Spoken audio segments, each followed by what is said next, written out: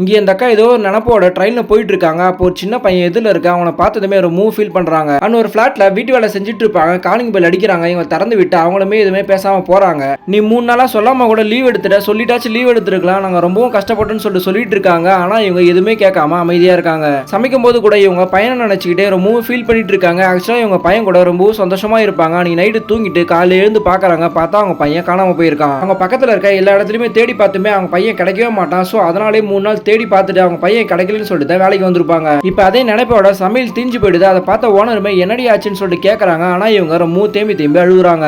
And பையனை காணுன்ற விஷயத்த சொல்றாங்க. போலீஸ் கிட்ட சொன்னியான்னு கேட்டதுக்கு போலீஸ் கிட்டயும் சொல்லிட்டேன், ஊர்ல இருக்க எல்லார்கிட்டயும் சொல்லிட்டேன், ஆனா இப்ப வரைக்குமே என்னோட பையன் கிடைக்கலன்னு சொல்லிட்டு அழுகுறாங்க. அப்பன்னு பார்த்து கால் வருது. நீங்க போஸ்டர்ல ஒட்டி இருந்த உங்க பையனோட ஃபேஸ் மாதிரியே இங்க ஒருத்தன் கிரவுண்ட்ல விளையாடிட்டு இருக்கான்னு சொல்றாங்க. அதை கேட்டதுமே அவங்க ஓனர் கிட்ட சொல்லிட்டாங்க. கிளம்பி அந்த கிரவுண்டுக்கு போய் பாக்குறாங்க. பார்த்தா அவங்க சொன்ன அடையாளத்துல வேற ஒரு பையன் தான் விளையாடிட்டு இருக்கா. அதை பார்த்ததுமே இன்னும் நம்ம பையன் கிடைக்கலன்னு சொல்லிட்டு அழுவ ஆரம்பிச்சிடறாங்க. சோ இவங்களும் பையன் எப்பயாச்சும் ஒரு நாள் நம்ம கூட வந்துருவான்னு சொல்லிட்டு அவனை தேடிட்டே இருக்காங்க. அப்பன்னு பார்த்து ஒரு போலீஸ் கிட்ட இருந்து கால் வருது. இவங்களும் பையன் கிடைச்சிருப்பான்னு கால் எடுக்கிறாங்க. ஆனா அந்த போலீஸுமே உங்க வீட்டுக்கு பையன் வந்திருப்பான்னு சொல்லிட்டு கன்ஃபார்ம் பண்றதுக்காக கால் பண்ணன்னு சொல்லிட்டு போனை கட் பண்ணிடுறாங்க.